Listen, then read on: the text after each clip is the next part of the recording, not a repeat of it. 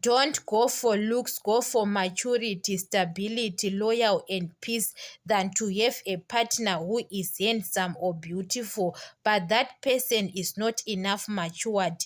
When it comes, you want to get married, you have to choose wisely. You are going to spend the rest of your life with that person. So there are people who are beautiful or handsome, but they are matured. It's not about beautiful people or handsome people are not matured, but you have to choose wisely, because you are going to regret that person. Other people are regretting now they have got kids together. Sometimes you can stay in wrong relationship because of the kids. So sometimes you have to choose wisely. It's not about the beautiful of the person. The person can be beautiful or handsome, but doesn't respect you sometimes. So you are going to regret in your life. So sometimes maybe you don't know the person's character. Other people, they can hide their character, but they start showing their true colors when you are in marriage now, or you are in relationship now, you are deep in love with that person,